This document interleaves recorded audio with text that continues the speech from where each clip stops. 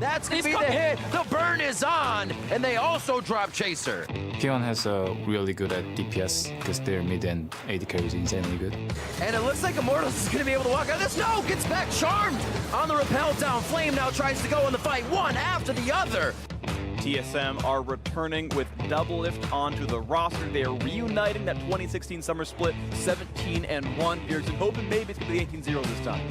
And TSM going to return to the LCS with a 2-0 victory, convincing at that, knocking down Cloud9. Xmithie really enabled Pobalter to shine in their series that they played on Friday, and Pobalter just played really well in every single game. I think that Xmithie has a really good eye for macro gameplay. I was going to say to make a move, and they are going to. Pobalter hit over Unraveled Earth, but they're able to drop Nori immediately. The guys who are reunited from CLG 2015 summer, man, they're crushing it. Like, that was crazy.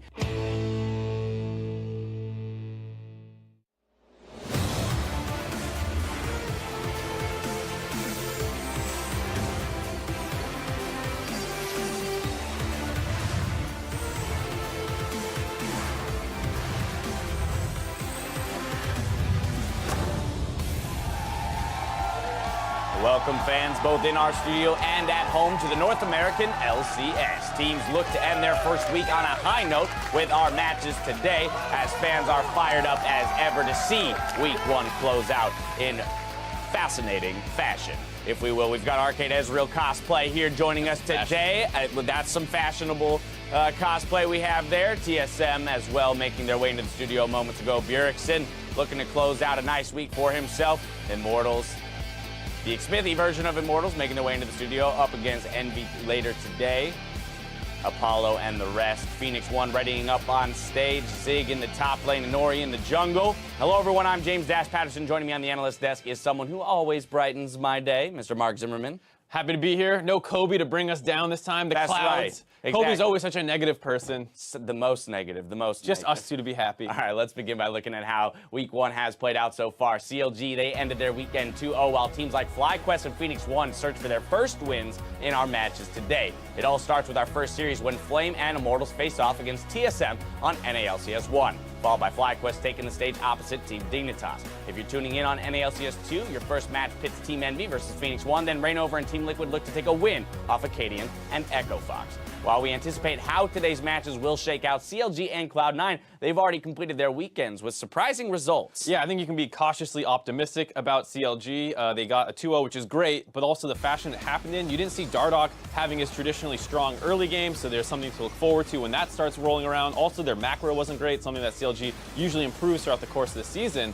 And on the flip side, you have C9 taking a loss to CLG, and this is a team I think you can actually be cautiously pessimistic about in a sense, where, yeah, they lost to two of the toughest teams in CLG and TSM most likely, but it was the fashion that they lost it in. It wasn't super convincing. They need to integrate Ray better, and these are some things that over the course of last season, they didn't actually improve that much at. So you might be in a situation where C9 starts getting overlapped by some of these other teams in the league. And so it's, like we said, it's pretty early. You don't want to, be completely negative on them, but it is not the start you're looking for. Absolutely. To your point on CLG, the fact that most of their wins were coming from playmaking, out of Aframu in the bot lane, I think it does bode well for them and the evolution of this roster as it will be throughout the summer split, that, hey, Dardoch isn't doing what he's done in the past and being a huge star just yet. Yeah, but still being successful is the critical thing. If he can combo with the rest of CLG to actually make good team plays as opposed to, like, I'm in their jungle solo killing them, I think that's exactly what would make CLG one of the most formidable teams in the league. And while for him it's about finding his footing on a new team, I want to jump back over to TSM as Doublelift slots back into this roster. They came away with a nice victory yesterday. And overall, they look great. It didn't look like Biofrost and him really missed a beat at all in the bot lane. Able to get a 2v2 solo kill versus Sneaky and Smoothie, who traditionally was probably the strongest bot lane that we were seeing last season, so it's great to see them bouncing back strong already. And then it changed the way the whole team plays as well. You saw a lot more jungler attention down on that bot side, out of spend. freed up Ponster to take the 1v1 on the top side. The invades were going better, able to get that early blue buff, which seemed to trouble them a little bit at MSI. Now, of course, that doesn't mean that his day one performance here was without mistakes. We did see kind of the classic double lift in the side lane post 20 minutes, sacrificing a Baron over to Cloud9, but, you know, all the while... Got some farm. Still, yeah, got some farm and still got the W. So, Yeah. I mean, how mad can you really be if you're giving up the objective but taking the victory? If you're a TSM fan, you're still happy to see him back. You'll take those mistakes. You'll know he'll improve. Got to knock the rust off that came from solo queue. And while we're talking about the bot lane, I want to talk about playmaking supports. We already mentioned Afromu as a player being a playmaker, but champion-wise, things like Rakan, Tom Kench, Bard, Thresh even coming back into the meta. It's huge as a fan of League of Legends because you'd seen the kind of supportive shield style for so long in the bot lane, maybe like a little bit of harass with Zyra, but really not playmaking the way. You can see the difference between an Afromu Bard and Rakan versus some of the other people in the league. Smoothie had a decent Rakan, but it was not at the same level, and you get to really see playmakers shine. As well as the fact that you see the Tom Kench being able to make these kind of map plays, Big coming up and using that a fair amount as well.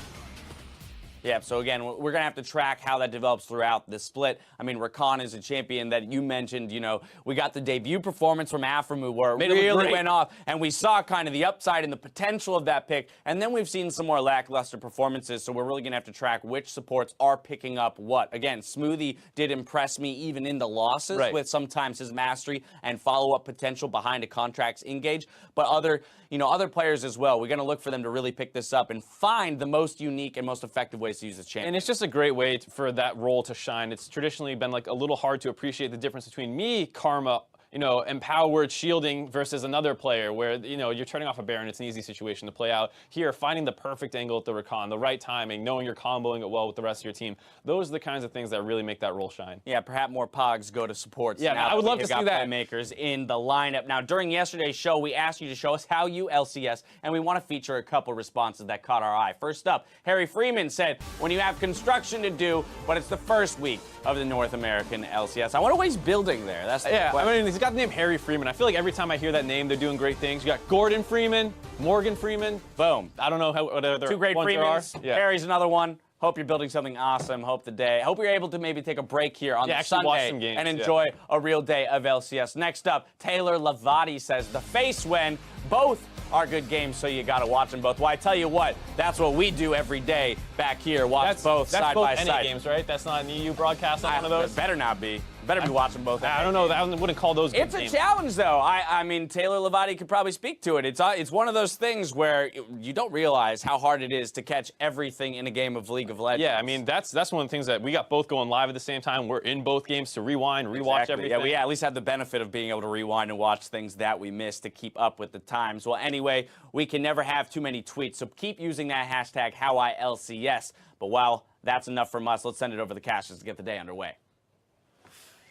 Thank you very much, Das. Welcome, lords and ladies. I am Rivington Business III, and this keen color commentator and the man of positivity is Sam Kobe Hartman Kensler. I don't know what they were talking about. This is how I like to LCS with Riv next to me. We are eager to bring you into our first match of the day as Immortals goes against TSM. On Friday, we got a glimpse of what new Immortals looks like with Smithy now in the jungle. Oh, yeah, and it looked good. Everybody was a little worried about the trade with Dardoch, but Smithy, he's bringing shot calling to the team. Team atmosphere, they say, is really good. And talk about setting up Pobelter. A lot of really good early ganks, especially towards that mid lane. He's setting up plays for this team. And Pobelter, rank 1 in North America right now. Also really good first set of games for him, so definitely something to watch out for. And the kind of playstyle change has made IMT quite exciting to watch. Even Doublelift said he looked forward to facing IMT's bot lane and Cody Sun and Olay. Yeah, Doublelift did actually have some words of praise for this bottom lane as, you know, they did very well against Phoenix 1 yesterday. Doublelift himself, though, did extremely well in their opening game, and Biofrost right next to him. The synergy between these guys is still there, and Biofrost is really taking that playmaking support style in his own hands as well. Good Tom Kenches, as well as Lulu knockups. Just definitely good things from the bottom lane of TSM. And something that has been spoken about, another benefit of Doublelift's return in his in-game communication. It's something Bjergsen thinks is a boon for TSM. A lot of people think it's really bad to have like multiple shot callers or communicators, but I think ideally all 5 players should be contributing a lot in terms of the map and their roles, and every single player has to communicate for themselves what they want to do with their champions, with their leads.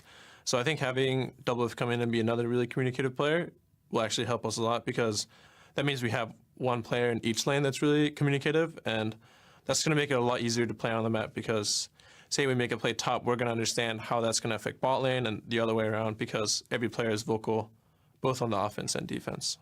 Being an elite team is like a relationship, Riv. Everybody needs to communicate. You need multiple partners. Love, get out the hate, just the love. Let's dive into the roster rundown. On the blue side, it will be Immortals to start things off. That means it is Flame in the top lane. Xmithy coming out in the jungle. Belter holding down mid lane. Cody's son at bot. Ole at support, and Coach Robert Yip.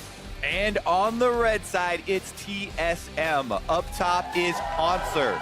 In the jungle, Svenskeren. Mid, Bjergsen. Bottom, Doublelift. Support, Biofrost. And Coach Parth on stage. And speaking a little bit to Bjergsen there, what he was saying about the team, the communication being back, it also brings back the comfortability of being in lane alone. We saw Biofrost roaming quite a bit yesterday because of the pressure they had in lane. It helped Bjergsen in mid, and the communication seemed to be quicker early in the game for TSM. Yeah. There were definitely a lot of positives for them. Not everything went perfectly, though. They did have mid-game, Doublelift was bottom lane. They had Haunter on the top lane, and the Baron was taken away from them in the mid-game. So there's definitely things to clean up as far as allocating their lanes and pushing out those side waves. But definitely a good start to the season for them. A few of those moments we remember as well, backings at MSI and positionings. Maybe a few of those cobwebs they need to kick out. We will have to see here as we head into Champion Select. And we have Immortals versus TSM here. Our final day of the first week of the summer split. It has gone by quite quick. Quite a few best of threes, and we'll see if this one goes the long haul. Yeah, no surprise here with the LeBlanc ban against Bjergsen. Syndra might also find her way onto the ban. I definitely do expect Elise following through to pair up with Zach as far as the junglers. Those have been the two most banned. And then Haunter played a bunch of Kennen top lane. Syndra, correct. Haunter played a bunch of Kennen in the top lane for split pushing. And even though people haven't been that happy with that pick, they don't really seem to enjoy watching it for some reason, it is very powerful and definitely a strategy that deserves respect. Immortals also giving that respect there, taking that ban away. One final for TSM. They've shied away from somewhat of the Lulu Karma compositions, may find themselves banning one and picking only one. Yeah, it's interesting now, right? Because the go-to used to be never give away Lulu. She got nerfed, plus with the rise of playmaking supports, not only Rakan, who had the spotlight yesterday, but Thresh is very big now again, and these are definitely some good Thresh players. So I hope that we do get to see more of those playmaking supports with lots of mobility, lots of crowd control come into play here. Shen, though, right off the bat, Immortal is going to get some of that cross-map play going, and not to mention he's actually quite good at holding his own in lane nowadays. We'll see if Haunter decides to go with some sort of split pusher to try and take advantage of the 1v1, or if they go tank to tank. Something they did get a play on yesterday. Doublelift will take the Ashe back in. First surefire initiation, if you will. And they may decide to go ahead and just lock into support with that combination in the bot lane. Flame on the Shen did get a play on that already this split. Did quite well, has the Renekton and the Jarvan as well. So this is his a little bit more supporty side of play for Immortals in the top lane. Or a lock-in, it was left up for that first ban phase. And Haunter's going to have quite a fun time. Yep, there's the answer to question number one. Haunter will most definitely take the split pusher into Shen. Fiora, everybody knows about the 2-item power spike, but if there's even jungler attention early to get this Fiora going, could definitely be a problem for Immortals. We'll have to take a look at how the jungle picks come through, because nobody looking like they want to lock one in early. There's definitely still a lot of options available. And it looks like it's just going to be Cody's son's Varus. Yeah, both AD carries playing the other AD carry they've played besides Caitlyn, since it's banned out. The Varus for now, Cody's son, and Ashe's double.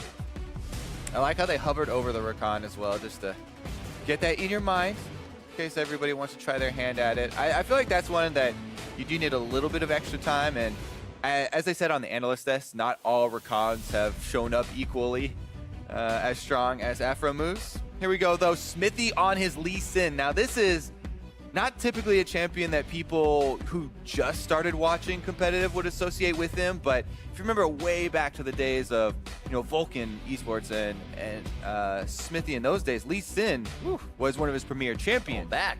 Doublelift himself is the guy who actually started calling Smithy Dandy Light. It was definitely a very big compliment at the time, Dandy being on Samsung, the best team. Smithy's had his fair share of role playing too. Makes me think of all the other teams he's been an AD carry and then other positions. Yeah, but it really does look like, back on or switching over to Immortals here, Smithy, his Elise game. Right. Lee Sin's right in that same vein. It looks like he really does want to create early plays, want to set up his laners for success early on. I think that is the correct style for jungle right now. Just power farming jungle.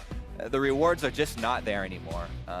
And we'll see the difference with junglers that really try and affect those lanes early on and get people like Pobelter going early. Speaking of Pobelter, Talia being banned away from Bjergsen. More mid lane focus here as Immortals drop 3 bans into that lane.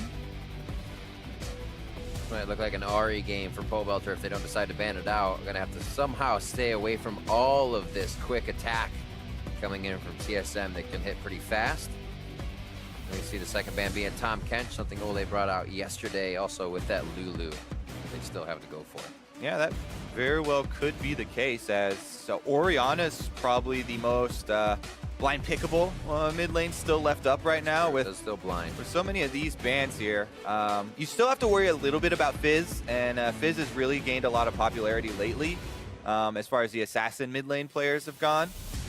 But yeah, definitely Orianna highly prized. Would not be surprised if they decide to go with that one for Pobelter either. It's been one of his most successful champions as well. Svenskeren going with the Viking.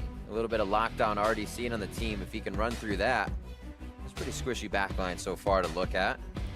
Yeah, right now, TSM, they've got a lot of crowd control coming from the bottom lane, so that these DPS and Bruiser champions already looking like they want to get the split push going. Olaf is one of the few that can go toe-to-toe with Lee Sin early on. Kha'Zix and whatnot would be other answers, but here we go. Ole Bard. Used it quite well. A lot of what IMT was doing with their compositions yesterday was throw rotation. Ole was out of lane fast. They used the journeys well. They're going to lock in these again and hover the Ahri as the last pick.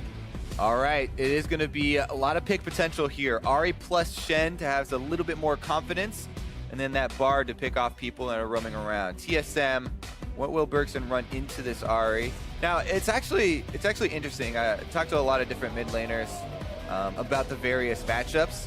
Mid lane Galio, though. Wow. Rising a lot in priority. Faker was happy to play it. And Bjergsen will be as well. There was just yesterday that front page Reddit post about a Bjergsen play on the Galio outplaying Katarina. See if he can do the same to Pobelter here.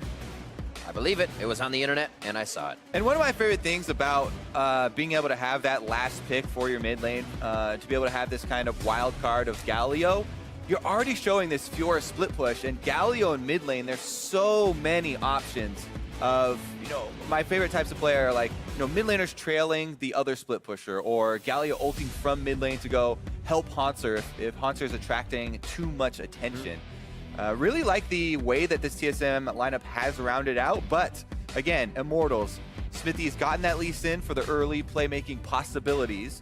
If he can get Pobelter rolling on this assassin, they might be able to get this Shen composition off the ground.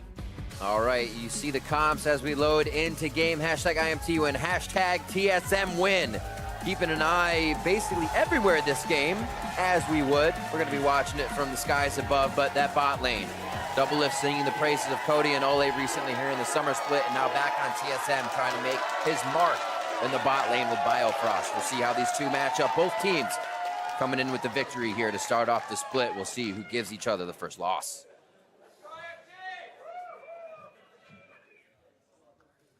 Silence over the crowd. Question number 1. How many Doran shields will be purchased in this game? over 4. 1, 2, 3, 4. Oh, 4. One more. We have a complete selection now. Obviously, everybody's well aware of the current state of the power of this starting item. Smithy almost left the fountain without jungle items, but heads back very quickly. And Immortals actually coming out with a bit of an early game rush here. They're looking to capitalize on, Zyra's tendency to look for seeds far up in the lane, basically. So often we'll see the Zyra position far up to try and get those seeds to spawn early up in the lane phase for extra lane power. But Baofrost not going to play it too dangerously. Stays by his turret, and he will not be caught. Got a little too antsy. Meanwhile, TSM take this opportunity while everyone is distracted bottom lane. Hanser moves into the blue buff, gets that ward early down onto the blue buff, so they will assume that Smithy is starting on Raptors if they don't see him over there, which would be very weird if they did. Minions have spawned. Meanwhile, Galio as well as Olaf have decent AoE in level 1 and could get off to a very quick jungle clear. It looks like Svenskeren just going to go with the solo start here on his blue. Olaf very famously loves to get low in the jungle, no problem doing his own camp, doesn't need any sort of leash. Meanwhile, Pobelter helps out Smithy, and we'll see if Smithy can return the favor in that mid lane. Definitely going to be a push war between these two. Once Bjergsen get a little bit of ability power behind himself, it's just easy as you see him. Winds of War to the back line, go up and punch the front, and you basically get the wave pushed in. Yep, Galio, one of the biggest strengths there. In addition to building triple Dorans into tank items, he's also got plenty of wave clear with just that tiny bit of AP. Ooh, that's high value there. You always want to get the Winds of War onto minions plus harassment if you can do it. Hanser takes a bit of extra damage here in the trade, but he's got control of the minion wave. His focus is on the minions and pushing them up now.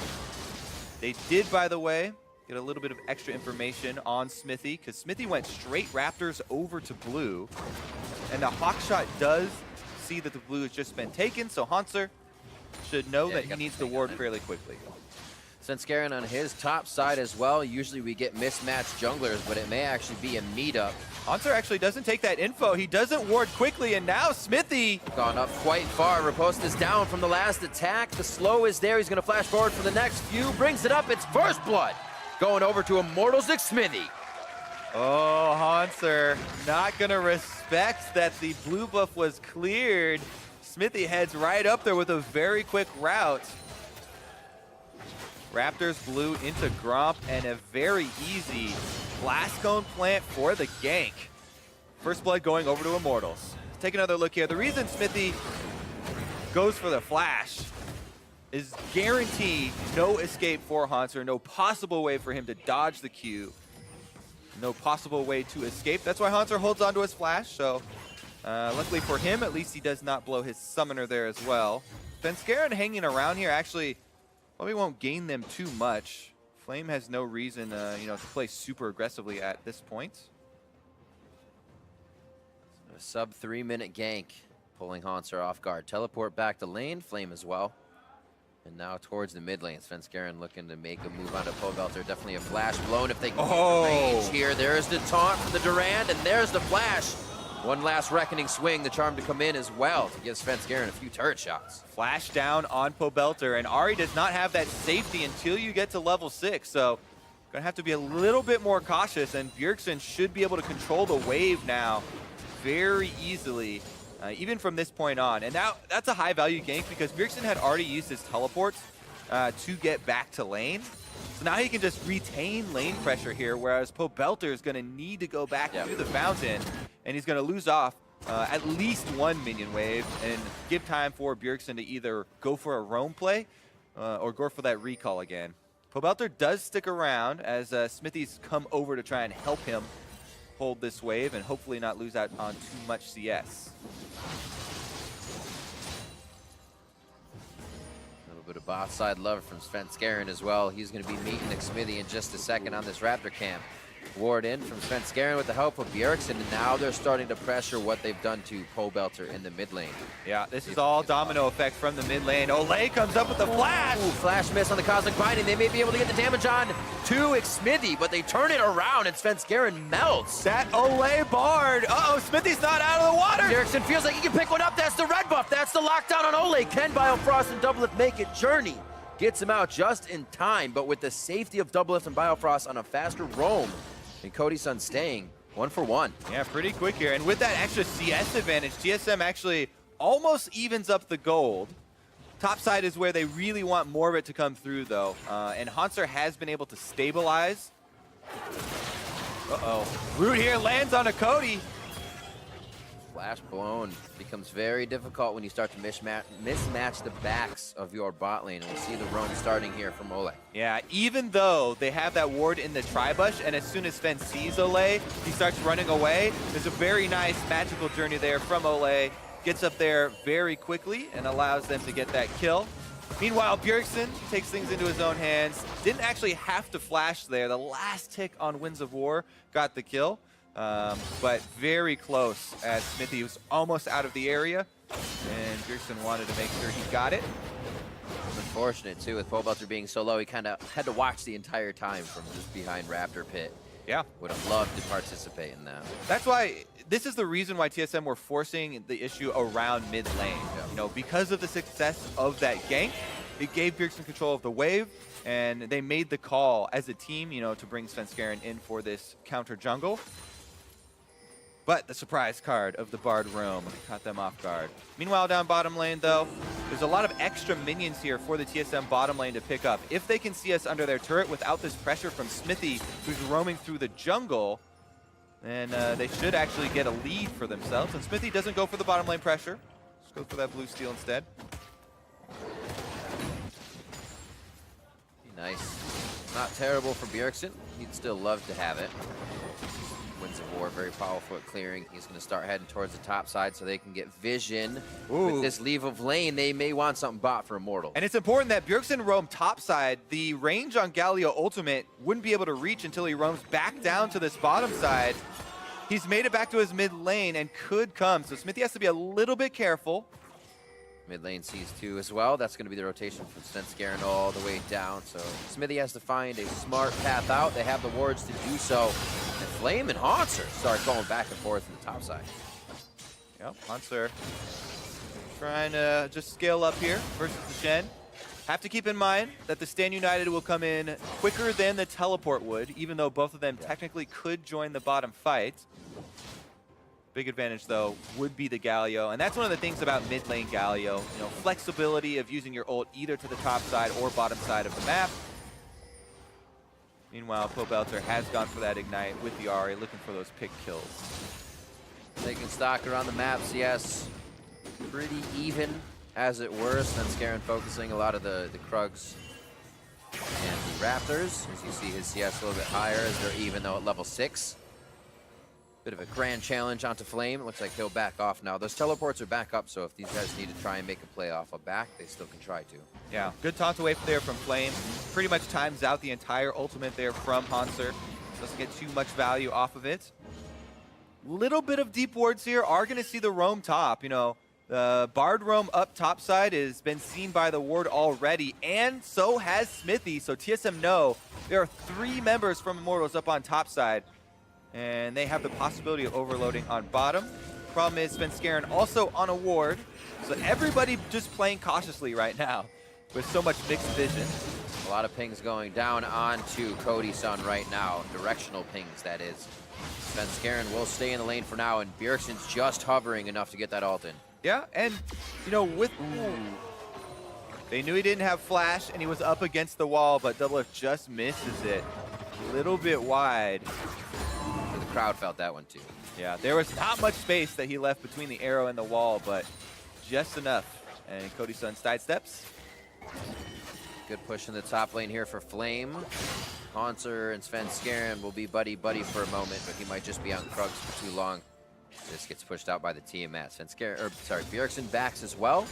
Pobelter uses this time to get some wards forward, and the The first few kills have kind of just leveled out now. Nobody really has a gigantic... Nice little play by Hanser. Nobody has a gigantic lead. Still waiting for that first turret play to come through. Yeah, I mean, you can... Ooh, actually... This will help. This will definitely help a first turret play. There are pings already going down, though. And while the Rift Arrow doesn't do as much damage, and it is very easily soloable if you're not interrupted, if there's any sort of contest, and Svenskeren is coming to contest, and it becomes very dangerous. Going for a walk. Yeah, not going to be the case, especially since this TSM composition, you know, if Ash Arrow comes back off of cooldown, you know, the Ash Arrow into an Olaf charging forward with Galileo ultimate on top of him is a very difficult engage to deal with. So Immortals have to be very careful about how they choose their battles. Hanser, though. 2 to 3 shots onto Hanser, trying to deliver a back riposte as well. He can do it for only so long. Xmitty once again to the top lane for a combo onto Hanser. Hanser's been playing this Fiora pretty risky up on the top side during the moments where he doesn't have any vision. Meanwhile, mid lane, Bard roams up. Second time Ole's been doing these magical journeys, and will it be magical for Immortals? The fist back from Bjergsen to try and buy some time. Svenskeren can't enter the fight with him in a 4-man on mid instantly after an engaged top. Wow, who would have expected it? Yeah, also didn't expect them to also use the Stand United, but Flame comes in as well. Meanwhile, what will TSM do after so many resources have been allocated towards that mid lane? They're trying to push them off bottom turrets. TSM wants to get, you know, first turret bonus, but Immortals very quickly back into position, back to defending.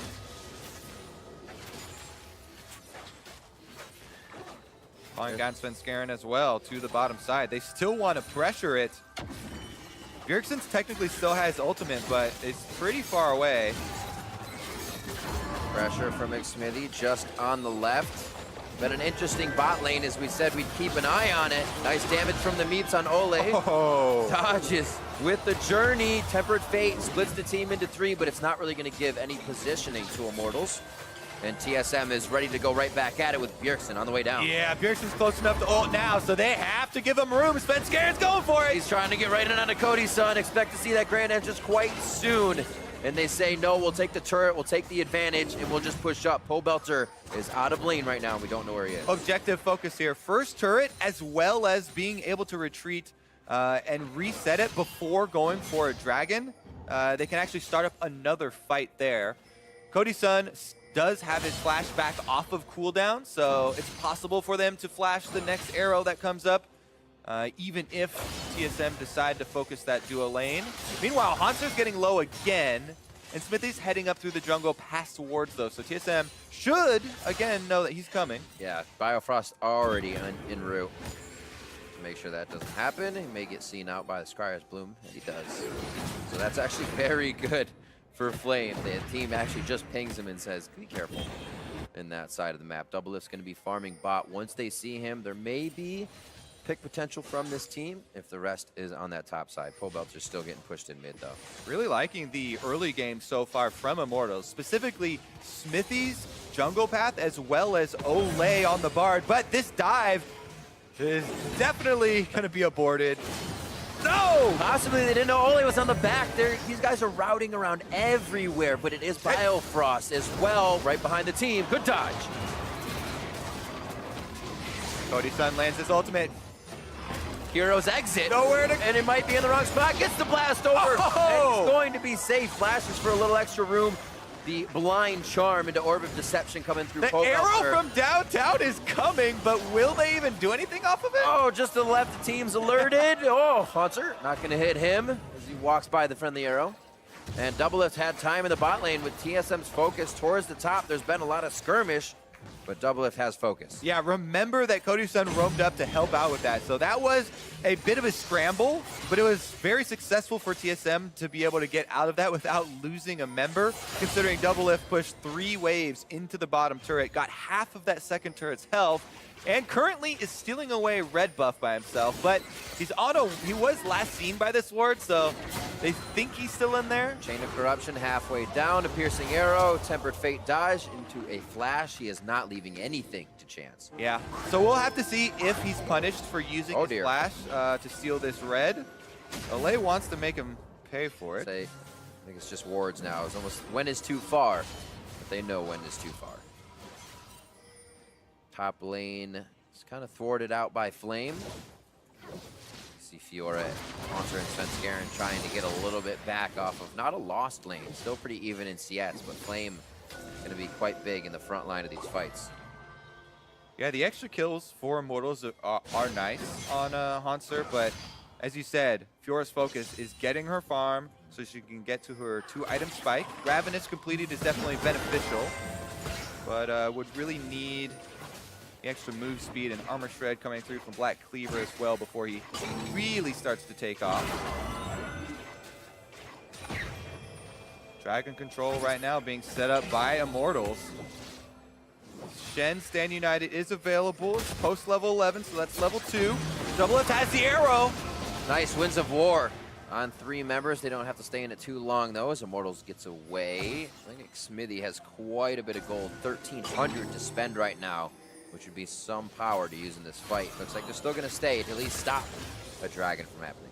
Yeah, Immortals, while they do have a nice gold lead right now, they're still very cautious considering the power of that engage we talked about with TSM. If they use the Ash Arrow into the Olaf and Galio, could be very threatening. Flame, though, is just taking it to Haunter right now, back against the wall to try and protect him. But when you take a fight like that, you got to expect more is going to be coming. Another challenger enters the fight. It's Pobelter looking for the kill. Haunter's been and diving. One last auto from Pobelter as they have to go way under the turret for that one. Bjergsen is roaming up for the 2v1, but Bard is on his trail. No flashes there to connect. He decides to turn around, and they're going to say, let's actually take out Owen. He's got himself in a bad spot. Cosmic Binding back against Bjergsen. The wall, and he's stunned.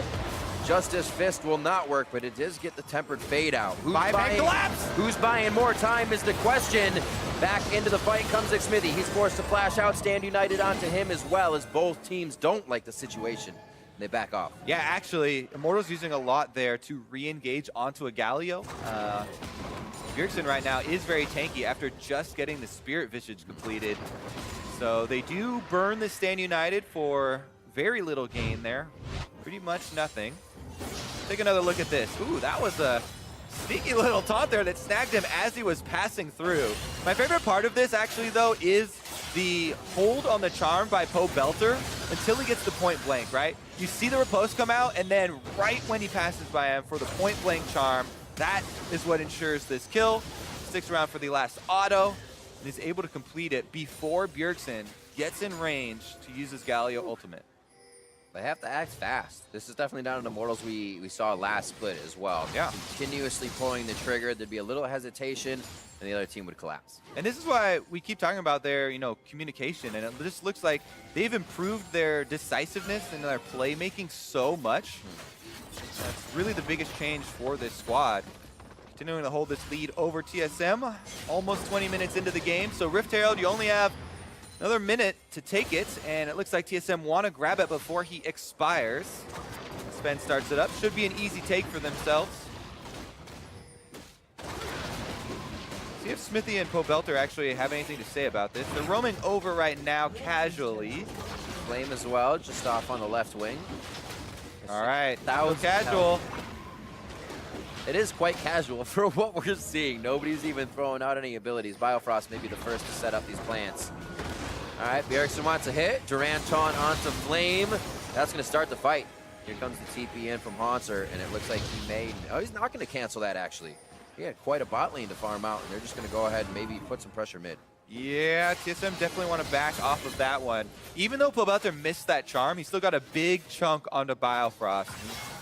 Zyra at this stage in the game very easily, 100%ed if that charm does land. So TSM going to hold on to their cooldowns and wait for another fight. Cloud Drake's still up, but I feel like they'd rather have Rift Herald. There's so much standing gold with the outer turrets still up in this game. Only one turret down for each team.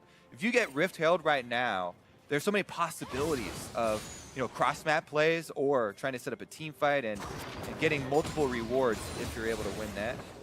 Monster back to get a pink board before he gets to lane. His teleport down, Flames stand united, teleport up for a possible next play. 1945, Riftail back to the void, and Baron takes his place, or her place. Nice.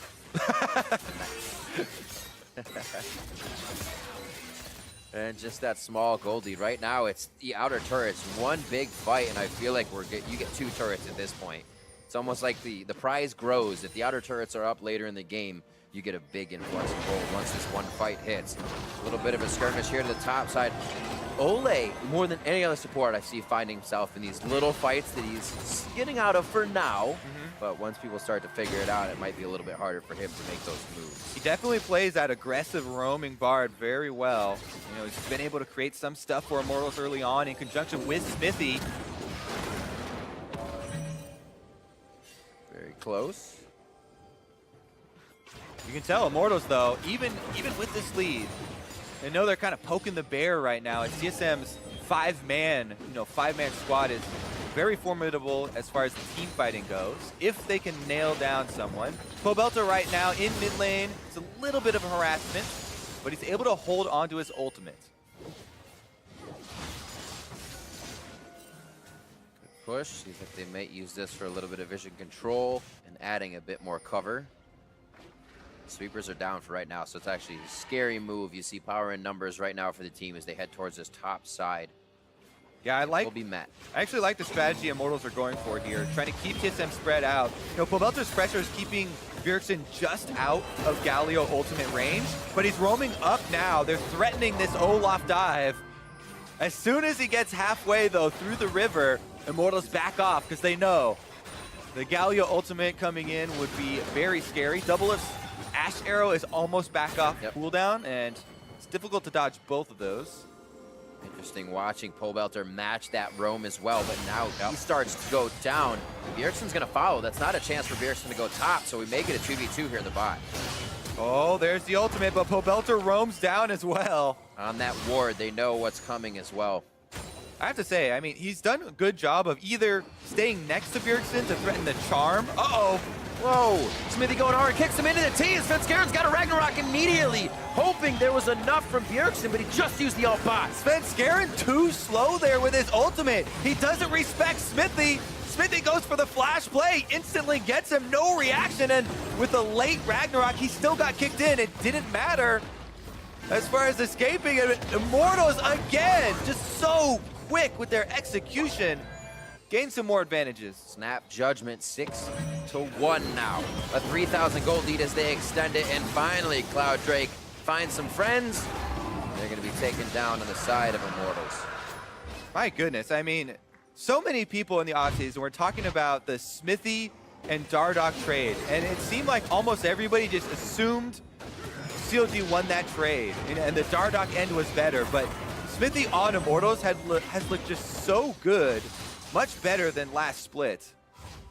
And again, with a very crisp play there, able to extend that lead and add some extra speed to their team with the Cloud Drake. I mean, he did say he's a team that he could put a voice to. There's a lot of players on the team that can already make these plays, make these moves. They just have someone make that definitive, where to make those plays and make those moves. Yeah. All that being said, I still think Svenskeren should have respected Smithy and and Ragnarok early. Absolutely. So he doesn't get kicked in.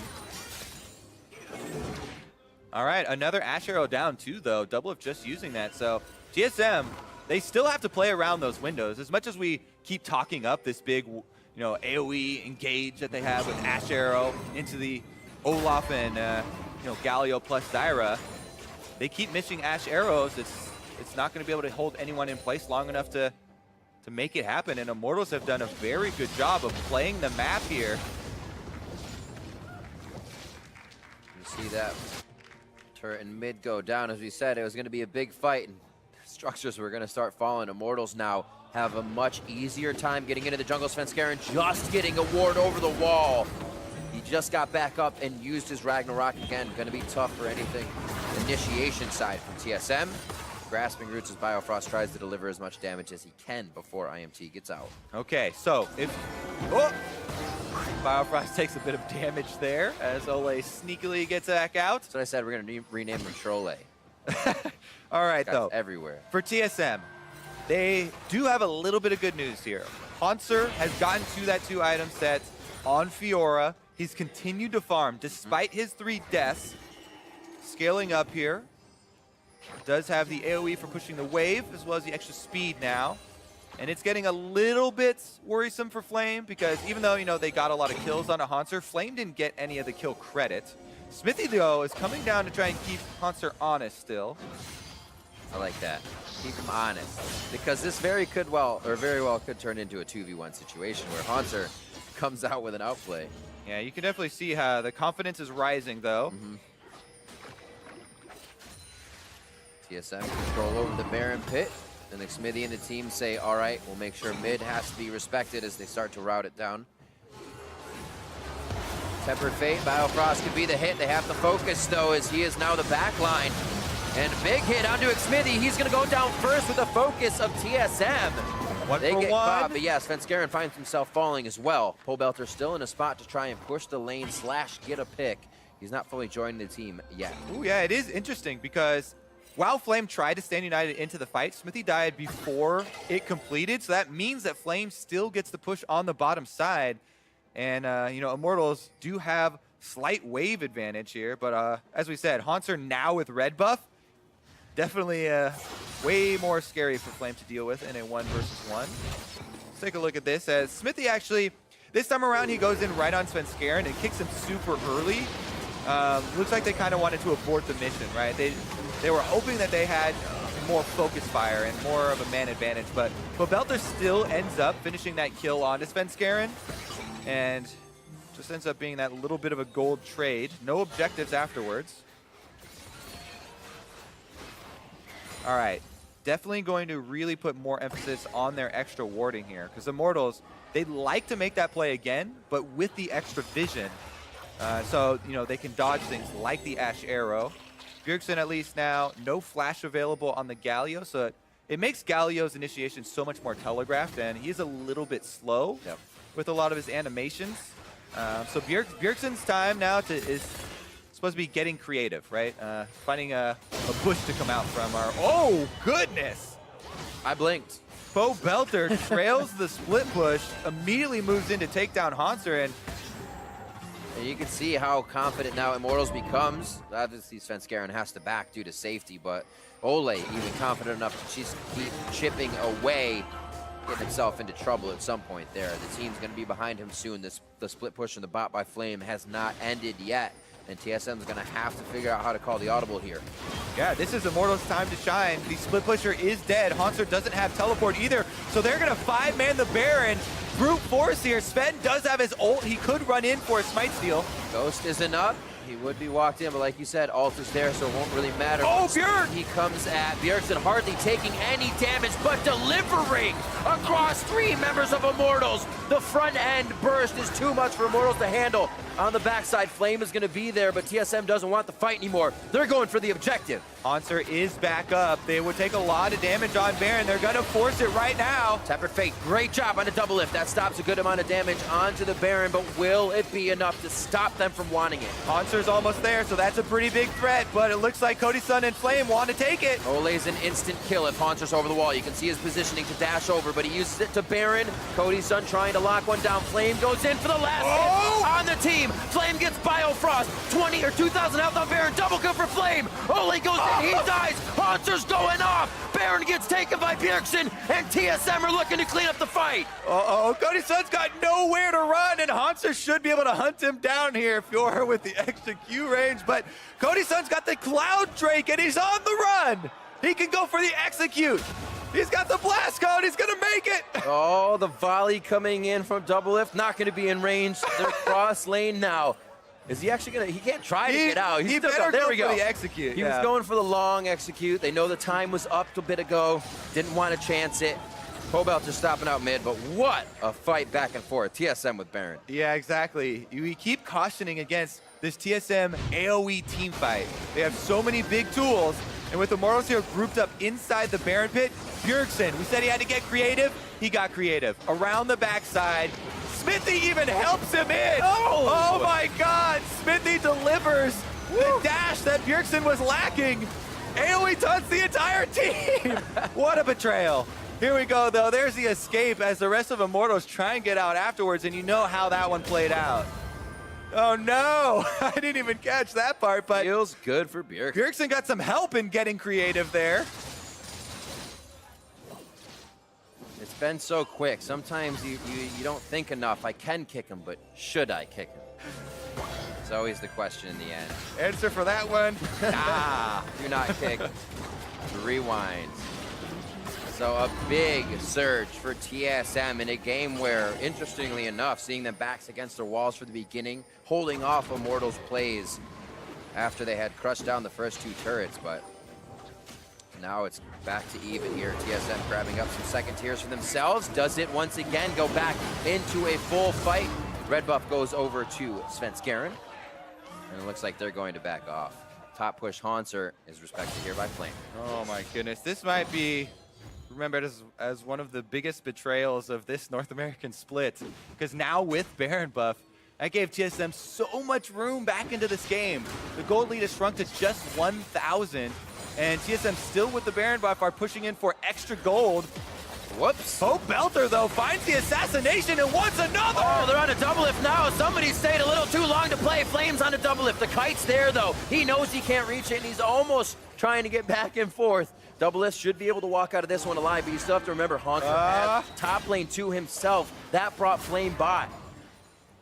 Olay still on the case here with Bard trailing double lift. He's going to make him run all the way back. Does he magical journey for the 1v1? He's got enough damage with the deep change. Makes him cleanse it out. No flash. Ignite's already off. Double lift. One more journey. Olay is just tenacious there. on Is he the going bar. to the right? Is he going to the left? He's got base gate. But like you said, wasting his time. Top lane gets taken down as Hanser does a little bit more work off the ball on the other side of the map. And slowly, TSM does what they do best and bring it to late game if they don't have the lead and find a major fight where they can run it down mid. Yeah, gold brought almost back to even despite Pobelter's work here, getting the assassination onto Biofrost. Just runs right into him and then uses the next charges here to go straight for double lift. With the Shen stand united, they secure at least 1 kill. They know they're gonna get this. Double lift has to use both summoners or that would have been a double. So big ups there for Pobelter, taking matters into his own hands. There's a Guardian Angel now for Hanser. He becomes much more formidable. We'll just have to wait a little bit until he gets pushed up back to the top. TSM will organize that to happen basically at the same time with the rest of the waves. So they're adding that pressure for Hanser towards a different lane. Good wards here from Immortals. Setting up with that Tempered Fate has been something they continuously go on. Olay on the side. Doesn't look like they want it just yet. They are waiting for Stand United if they were to get into a fight.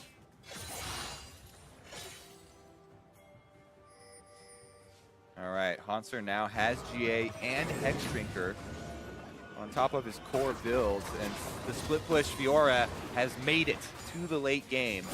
TSM can rely on that for a guaranteed 1 lane of pressure. He still has to keep in mind, you know, Pobelter's roaming and the possibility of that Ahri trailing in for another kill. That's why that deep ward they just pinged out there you see by top lane, important, because Pobelter was going for the same play, and Hanser had to back off. Sven is wrapping around. Oh, it's the pinch in. Double lift gets taken down immediately. Pobelter's trying to dash out. Svenskeren is charging and chasing the dashes. Oh! And that's going to be the Guardian Angel down on Hanser. Flash is already down, so he is stuck in his spot if he can't dash away. Flame picks up that kill, and the rest of the fight was just a ride for TSM as they were chasing too much. Pobelter is insane, man. He gets there with the flash, takes down the priority target. Double lift is dead, then kites out Hanser, even with the ultimate up. That was actually incredible, and Immortals are looking to capitalize off of it. Straight down the mid lane. Bjergsen off to the left, still has time to back, but he'll home guard up to this inhibitor turret. If they can get Cody Sun on it, that's the damage they need. Olay and Smithy already on the other side. This is going to be the kill as well on the Svenskeren. And now they're on the inhibitor turret, one after the other. TSM trying to guard alone, and they go down 15-6. Now spreading the gold lead a little bit more to 3K. Immortals is going to make it out through the journey to Pobelter, already pushing the bot lane. This was all the way from their second tier, as Immortals has been working this after that mid-fight. So much taken after that fight. I kind of want to see the replay of it, you know, to see if there was extra help from Olay setting it up. Regardless, though, Immortals get one inhibitor, multiple turrets, and they're not done yet. They can't even push by it. The Winds of War is only doing so much to the front line. Biofrost half health after only a few spells hitting in from Pobelter, and they are out. So much action being taken on top of action from Immortals here. They want more, even if they're getting something. Yeah, we definitely got to see that one again. Immortals get a pretty easy reset after the advantages, too. All right, let's take a look at it, because TSM are planning the flank. So they have Svenskeren coming around, and it is Olay, sets it up really perfectly with the Bard ult again, and the timing from Pobelter's charm, just as the Bard ultimate wears off. Both of those guys deserve the credits. Whoa. And then the kite here lands the charm at the last seconds onto Hanser.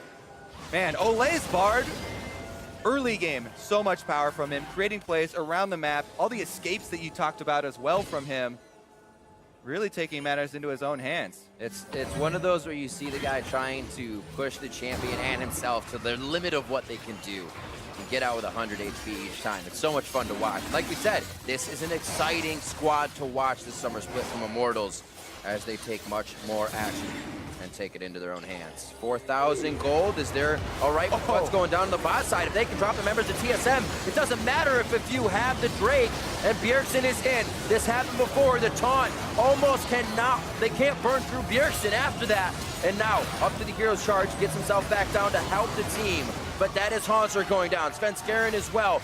Even with Bjergsen being the initial focus, Immortals still has the time, the strategy, and orchestrate himself around the fight. Yeah, he has to use Mercurial to get out of there, but Immortals still marching towards the end of the game. Olay has another great initiation, just barely catches Bio on the edge of that ultimate, and that's gonna be it. And they say it's our game to be played. You can go for Dragon, we're gonna go for the fights. It will give us the Nexus. And Immortals seeing a few steps ahead. Immortals taking game one over TSM. Whoa, look at that. Immortals do what Cloud9 could not, taking game number one here in their series versus TSM. What outstanding performances from multiple members on this team. Flame in the top side, combining with Smithy for that first blood. Yep. Then we've got the roams from Olay, Pobelter on the Ahri. Whew. Incrementally, too. Look like they're a completely different team. Absolutely. They didn't have to take down Flame a bunch. They took down Flame a few times, then they made sure they focused on other parts of the map. They made sure that Bjergsen's roams weren't getting off to too much. And Olay as well, helping out. It was like having the power of Xmithy somewhere else in the jungle, and they really just were able to catapult. They drafted the extra mobility, but had to work around the stronger team fighting of TSM, and they used that mobility so well. Lots of picks. Absolutely ridiculous for game one. For more on that Immortals win, let's send it down to the analyst desk. Thank you very much, Riv. Pick City. Yeah, what we had there, referring to Kobe's comment there at the end. I mean, for Immortals, hey, a huge victory pickup here over TSM, who, you know, kind of trounced C9 just yesterday. But let's look at how they did it, because again, when we were looking at that trade between Xmithy and Dardoch, a lot of people are saying, oh, well, Immortals is losing a massive playmaker. Well, guess what? Xmithy still has the ability to make stuff happen in the early game. I think people kind of forget that on CLG, he still was the a pretty big impetus for early advantages for that squad. Right, so early on, they take the Shen first pick. You know there's going to be some counter picks coming in. TSM goes with Fiora, and it's very important to try and hold that Fiora down, assuming that there's not something else that's more important to be snowballing somewhere else. So IMT have this game plan of attacking TSM with Hanser, making sure that Fiora doesn't get this massive advantage, and then it becomes harder to play the mid-late game out when you don't have as much pressure as you're expecting to have. And these angles are really good. The first gank by Xmithy was well-timed. The second one, just Flame starting out with what seems like a normal trade, and then Smithy takes that blast cone over the second time for another kill. Yeah, so a couple early kills going over to the side of Immortals, and I would say that, hey, those two clips that we just saw are clips that we would have seen in spring with Dardoch, right? You just change the nameplate, throw Dardoch in there, same stuff happens. The difference is what comes following that. We go to the mid lane and we look at a play set up by all 5 members of Immortals. This is true teamwork here coming out of the squad, and I think part of it is because it's in service of getting Pobelter ahead. We have an objective of making sure that our true carries get ahead, and it's not about Xmithie in the jungle. And that's a big thing because, you know, last season there was still some friction, obviously, between Pobelter and Dardoch. You had heard it in some of the videos that they released. And the team, whenever you have a little bit of a friction in your team, not everyone's willing to make this play, but when you have a good team environment, you want to go the extra step for your teammate. You want to get him kills. You want to get him ahead. So you see a huge 4-man roam onto Bjergsen. We talk about holding down the Fiora. Well, hold down the Galio as well, and suddenly this kind of scary global split push comp is not really getting online at all. Exactly. Xmithie helps Flame. Flame helps Pobelter. Of course, Ole's moving around the map the whole time. Look, and this goes back to what we were talking about at the beginning of the day. Playmaking supports, and I'm very excited to see which teams take advantage of them and which teams don't. Because, of course, Karma and Lulu are still being played. And so I really think that some of the teams that are going to begin to separate themselves is going to be entirely on their support players' shoulders, right? You're looking at people like Big, who is playing playmakers. Well, who knows what that'll do for that squad? Just like Ole is stepping up. Similarly with Biofrost, we haven't really seen him in a playmaking meta so far. Since he's joined the league, it's mostly been Karma, Lulu, Zyra, these kinds of things. So he might be a player that you have to keep your eye on as, oh my god, maybe this meta isn't good for him, whereas we're talking about all the ones it is good for right now. Yeah, you will remember that he's played Bard and has a good thresh. Bard ultimate. He has a good Thresh as well. Exactly, but still, even to your point, you know, the Rakan, right? We haven't seen that look from him yet, and how will he slot into that role? I want to move ahead now to our next team fight, though, and this is a TSM win around Baron, because we're right following this clip, I turned to you and I was like, I'm pretty sure TSM wins the game now. Right, I mean, this is a huge play, obviously, because it puts TSM back in the game. Mistake by Xmithie there, booting Bjergsen into his entire team. Little technical glitch. Either way, big team fight there in the Baron River ends up as, I believe, a 4 for, it gets pretty hairy because it's a 2-kill trade. It's 2 kills initially, but then they go to the Baron for TSM, and Immortals contest, and it gets really scrappy. The big thing is that TSM actually gets back in the game. The Gold League gets close to even. And now they have Baron. And this is when you and I were saying, like, oh, well, TSM probably wins this game, the better late game team, for sure.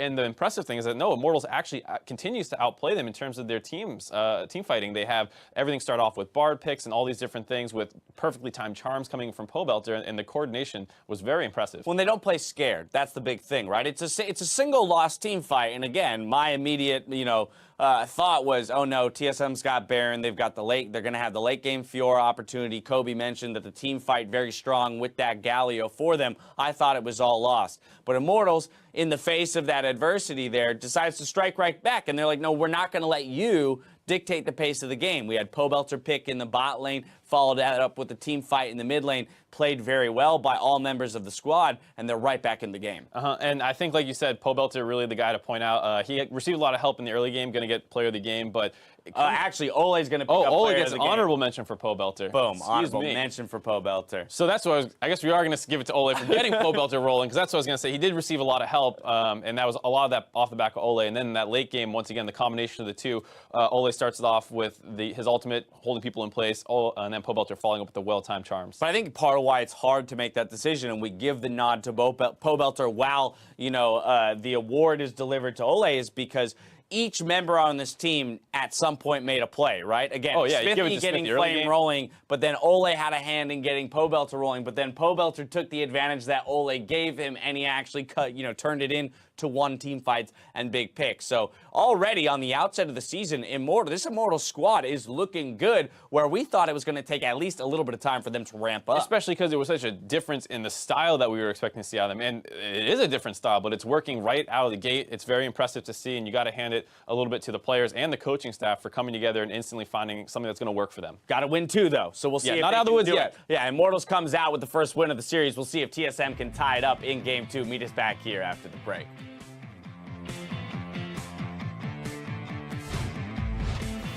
Now Xmithie Gone up quite far. Riposte is down from the last attack. The slow is there. He's going to flash forward for the next few. Brings it up. It's first blood. Another challenger enters the fight. It's Pobelter looking for the kill. Haunter's been and diving. One last auto from Pobelter as they have to go. I'm just zoning. Dennis is dead. I'm dead. Don't hit Baron. Don't hit Baron. Hit Baron now. Nice. Mid tier one. Go. Ash. I'm gonna kick. Geller's not there. Geller's not there. Geller's not there. Geller's not there. Oh, it's the pinch in. Double lift is taken down immediately. Pobel just trying to dash out. Since Garen is charging and chasing the dashes. Oh! And that's gonna be it. And they say it's our game to be played. You can go for Dragon. We're gonna go for the fights. It will give us the Nexus. And Immortals seeing a few steps ahead. Immortals taking game 1 over TSM.